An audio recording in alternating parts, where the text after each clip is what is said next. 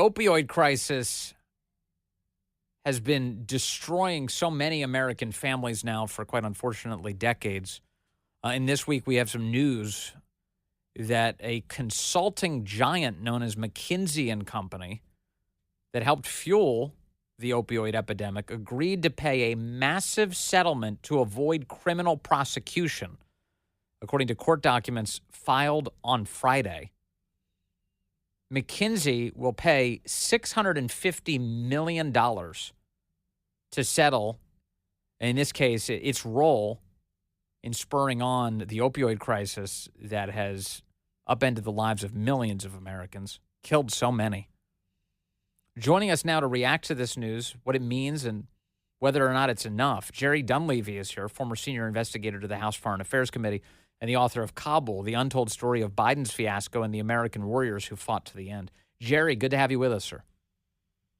Thanks for having me, Vince. So let's just go back in time for a moment.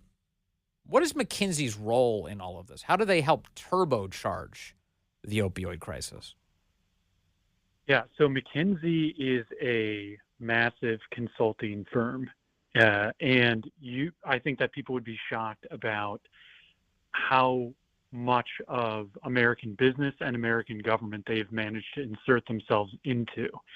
And so for many, many years, they were working with big pharma companies like Purdue Pharma to help those companies peddle as many opioids and painkillers to people as possible. This became a very, very lucrative field for pharmaceutical companies and for McKinsey. And so as McKinsey worked to push all these pharma companies and help these pharma companies with navigating the legal system and the regulatory framework to get as many opioids to Americans as possible, while McKinsey was doing that, at the same time, they were consulting with the FDA, the federal agency that oversees all of this. McKinsey pushed these pharma companies like Purdue Pharma and others to push opioids to as many veterans as possible. And while McKinsey was doing that, they were consulting with the VA. And so you see how McKinsey managed to kind of play every angle on this, making money from the federal overseers and from the big pharma companies. And what this did was this turbocharged the opioid epidemic in the United States. Opioids became the leading cause of overdose deaths in the United States. And even eventually, as the U.S. finally managed to start to crack down on these bad practices by groups like Purdue Pharma and McKinsey, you now had this sort of artificially created demand in the United States for these opioids. And now we saw these pharmaceutical opioids somewhat lose their market share to even more dangerous opioids, synthetic opioids like fentanyl, backed by the Chinese producers and Mexican cartels. And so you kind of see that we are still dealing with this crisis that was in large part spurred on by Purdue Pharma and by McKinsey. Yeah, I mean, it is really one of the most tragic stories of just grotesque corruption and devastating consequences for the American people in our history. And so now we get to a point where that McKinsey is being fined $650 million, or at least that's the settlement that they're paying. This is a deferred prosecution agreement designed to allow them to get past criminal charges.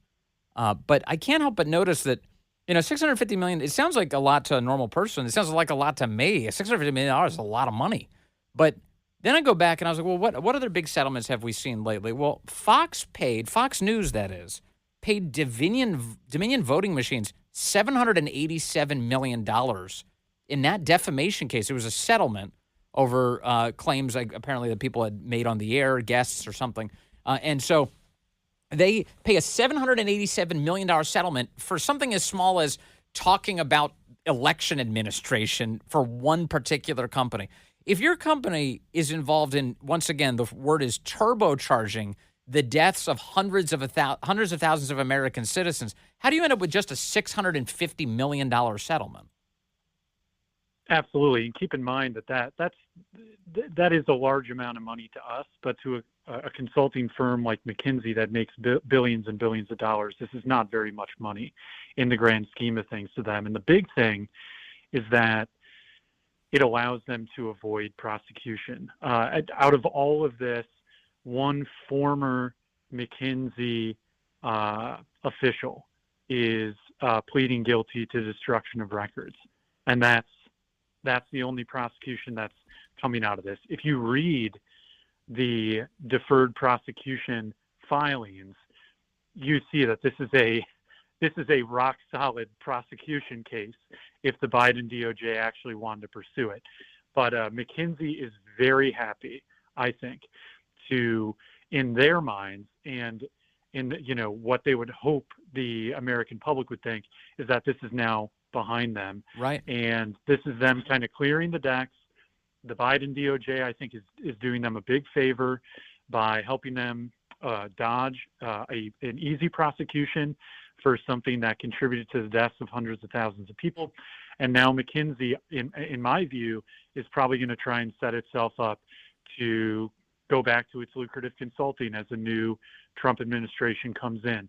But part of why I did my Twitter thread on this morning and why I'm talking about it is McKinsey is a problem. We could talk for a long time about the role that they played in turbocharging the opioid epidemic, but they have lied about the work that they have done in China and for the Chinese government, helping the Chinese government put together one of its 5-year plans. McKinsey has inserted itself into making huge amounts of money from the DOD, from the IC, the VA, our intelligence agencies, our Pentagon. They make tons of money doing this stuff. And they have been one of the leading pushers of DEI in Fortune 500 companies, pushing into them and helping the federal government, especially the Biden administration, justify this massive growth in left-wing radical DEI policies. McKinsey has been behind a lot of that as well. So this is a nefarious organization. They make a lot of money from a lot of different federal agencies, from a lot of different companies. Mm-hmm. They make money in China. They have worked with Russian state-owned defense companies, Chinese companies, Chinese state-owned entities, the Chinese government, and have misled Congress about their work in China. And so I think that there is a lot potentially for a Secretary Hegseth, for an Attorney General Bondi, to look into, and maybe for an Elon Musk over at Doge, to see if we really need to be paying McKinsey all this money. And McKinsey is also the firm that Pete Buttigieg used to work at, correct? Oh, that's right. Yeah, Mayor Pete cut his teeth as a consultant at McKinsey, and I honestly think that he's a great representative of the sort of way that they do things, and they manage to insert themselves into things. But then when they actually get their hands on power, like him over at the Transportation Department, they screw it up. Right, and he distanced himself. He distanced himself from McKinsey too. Remember when he was running? People were pointing out, well, wait a second, weren't you involved in fixing bread prices in Canada, making it so that it was more expensive for people to buy bread at their local supermarket? And he was, oh no, I had nothing to do with that. And he pretended like McKinsey was just a very small chapter in his life. Absolutely, but it's a part of how he got his big start, and more broadly, it's just all of these are just great examples of how McKinsey does business. Look, they are doing work as we speak for the intelligence community. They are doing work as we speak for the Pentagon. They make a lot of money in the federal government, and Yes. they've done a lot of damage So with the opioid epidemic. But their work in China is very concerning to me, yes. and they straight up, in my view, straight up lied to Congress, trying to mislead Congress about the extent of their work there. And I think that's a huge problem. I think that companies like this, when they're doing work for the federal government, especially when they're doing work for the Pentagon and the intelligence community and getting access to all of this information related to our national security, they can't be doing work for our foreign adversaries. But that's what McKinsey did. I do wonder to what extent this will continue to be litigated anyway, despite the fact that there's a settlement here. I wonder, of course, what an incoming Trump Justice Department will think of all of this. This idea that they have a settlement from any criminal liability. Also, as I recall, the Sackler family with Purdue Pharma, they had a case. This involves civil liability. They went all the way to the United States Supreme Court, and the court ruled that the Sackler family couldn't be shielded from liability for civil claims, which was a really big decision. That was earlier this year in June. So my guess is, Jerry, that despite the fact that we have this headline, it may not be the last word on the subject. Well, look, I think that the Biden Justice Department, as it often has done a great disservice here.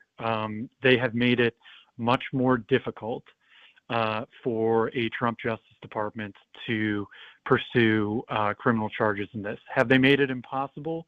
I don't think so. But it is going to be more difficult now because deferred prosecution agreements like this definitely help with shielding McKinsey from criminal prosecution. I think it's much more difficult now.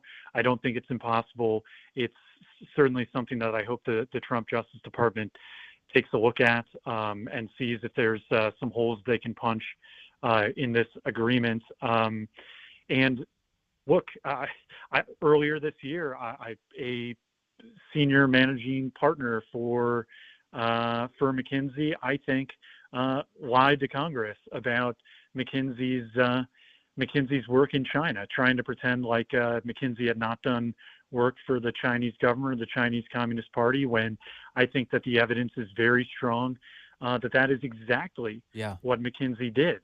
Lying to Congress is a federal crime, and I hope that the Trump Justice Department looks into that as well. And more broadly, I hope that the incoming Trump administration takes a real hard look at all of the work that McKinsey is getting paid by U.S. taxpayers to do for the federal government, and hopefully decides that this is not a company that U.S. taxpayers need to be funding. Yeah, and guess what country is fueling the opioid crisis in the United States right now? China. China is doing that. Absolutely. Absolutely. Unbelievable. Jerry Dunleavy, thank you as always for your relentless investigation and analysis. Thank you, sir.